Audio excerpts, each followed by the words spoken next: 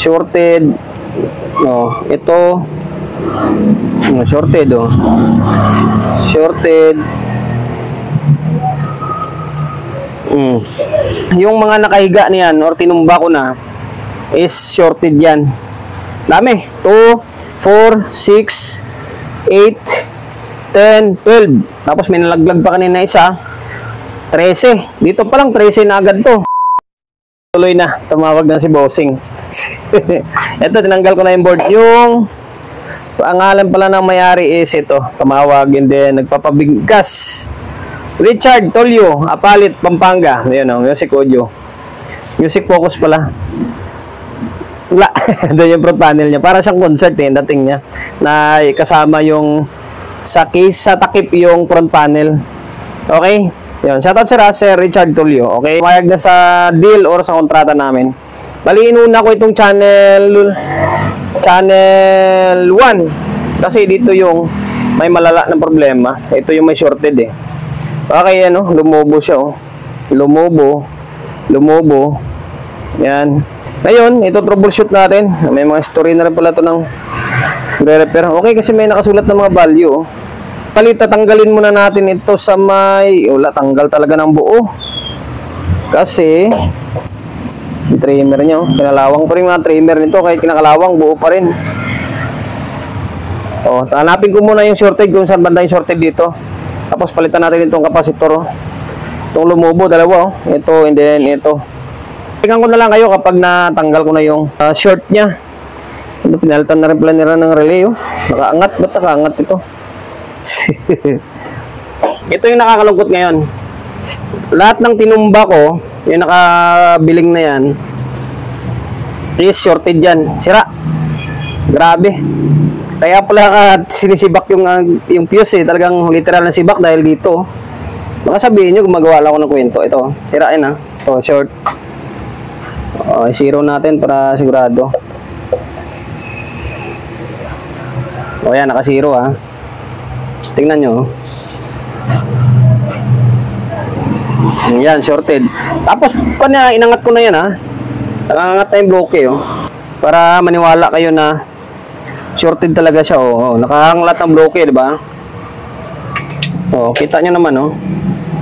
Ito, shorted. Oh, ito, shorted, oh. Shorted. O yan, haba lang yung video natin kapag papakita ko pa sa inyo ng literal yan. Basta, hindi naman tayo nagsisinungaling eh. Sira yan.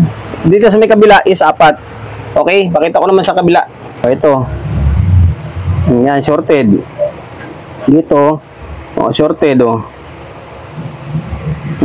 Short. Dito, shorted. Yung mga nakatayo is good.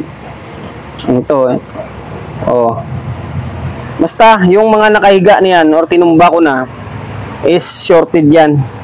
Dami. 2, 4, 6, 8, 10, 12. Tapos may nalaglag pa kanina isa. 13. Dito pa lang 13 na agad to. Eh dito pa sa kabila, sana wala. Sana dito lang. Okay, tanggalin ko muna lahat ng mga sira. And then ito, tanggal ko na yung bloke na pumutok. Ay, bloke. Kapasitor na pumutok ito. Yan, palitan natin. So ngayon, stay tuned lang kayo. Tapos check ko pa tong mga driver nito kung buo or may shorted pa rito. Inuwi ko sa bahay kagabi ito. Nag-overtime ako.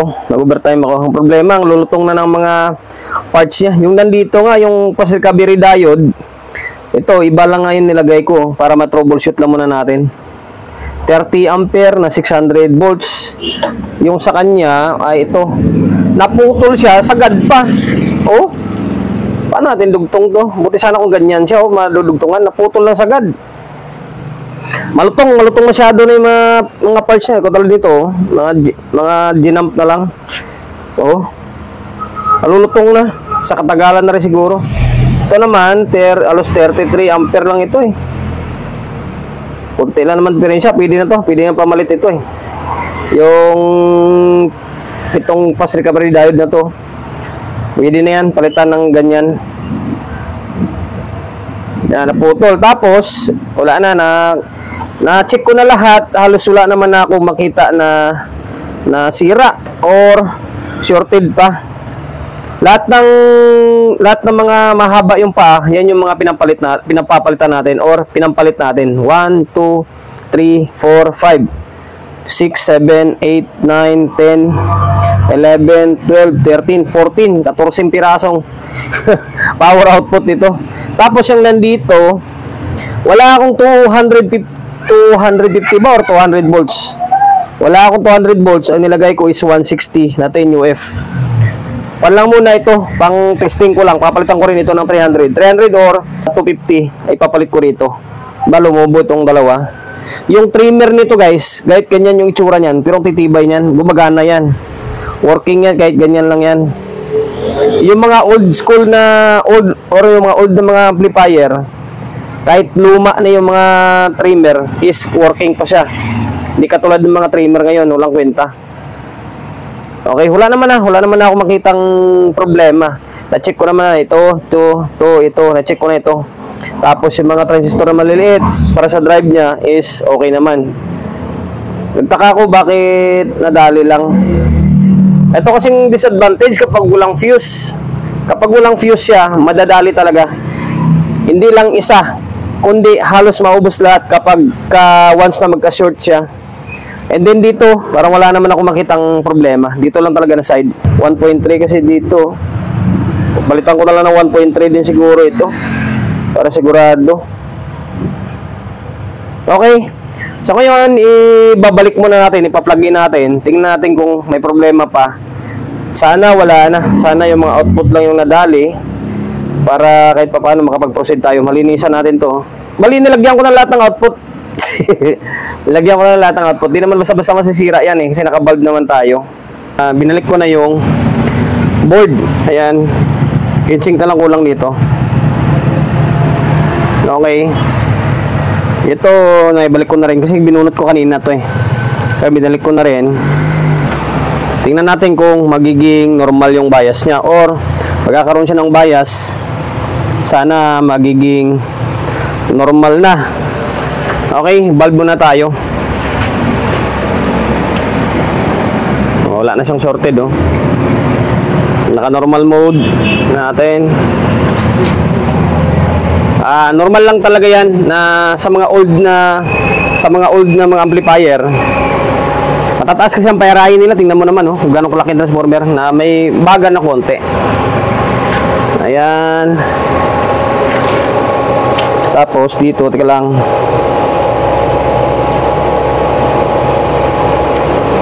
Yung stock nito medyo mataas talaga yung bias eh. Ng mga old na mga amplifier, matataas talaga yung bias niya, maabot ng 0.4. Ayan nasa 0.4 nga siya Dito, ni-repair natin. Pares na parehas walang labis, walang kulang Diba?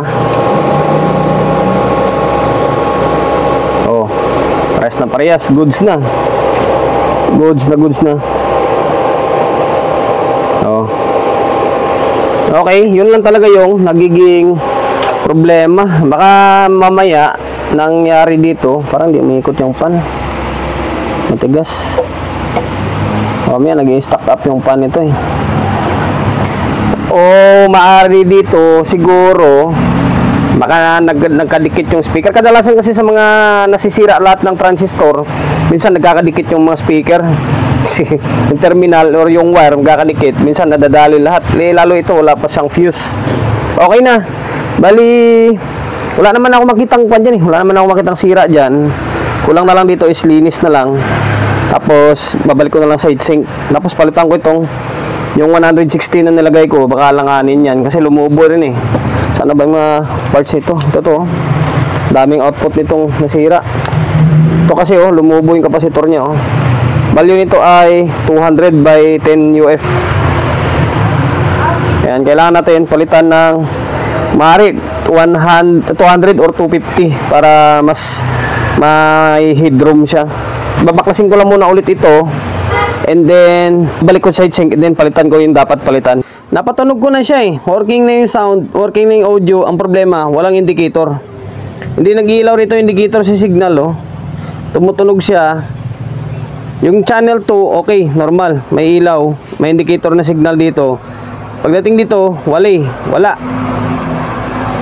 Pag pinaglipat mo naman yung itong board na to, ilagay mo siya dito, wala pa rin signal yung indicator dito sa may channel 2. Pero kapag yung board na nasa channel 2, yung ito, ilagay mo siya dito, iilaw yung indicator dito. It means buo yung ilaw, umilaw ito, ibig sabihin good. Ang problema is nasa circuit ng relay section. Nagpalit naman na ako ng 551 lahat, palit na ako, ganun pa rin. Alam nyo ba kung anong problema? Ito lang, 100k na open. Sana ba yun? Ito to. Yan, 100k yung value nito. 5 band, na open siya, pambira na yan. Oh. Kaya ito nilagay natin, iba yung kulay. Oh. At tingnan nyo, puro hinang. Oh. Kaya pala ayaw umilaw yung green dito. Ayaw umilaw yung signal indicator dahil na open yung 100k.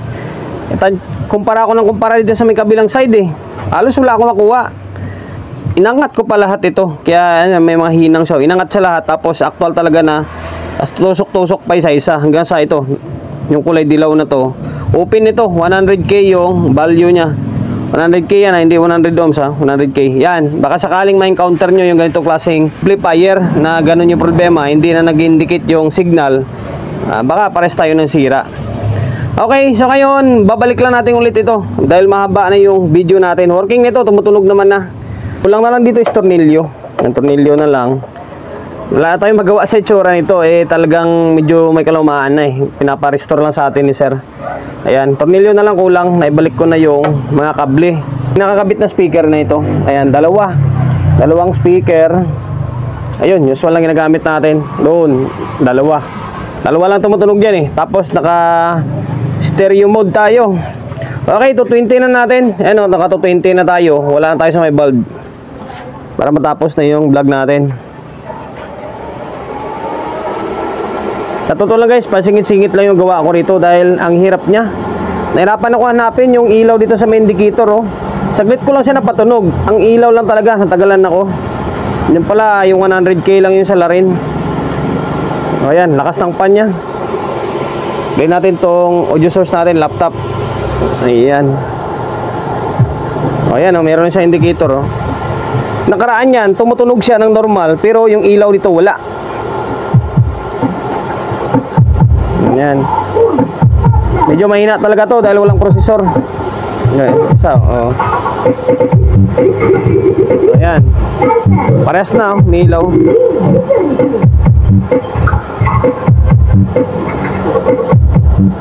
Muntik na nga ako sumuko rito Muntik na. Tumawag na nga yung may-ari. Sabi niya, okay lang kung ayaw, hindi mapagana yung ilaw, okay lang. Tatansyahin na lang daw niya yung volume. Isasabay na lang sa iyo. Sabi ko, hindi, tatsagain ko muna. Ayan, buti natsambahan natin. Yun lang talaga yung 100k sa may relay section. Ayan solid ng tunog.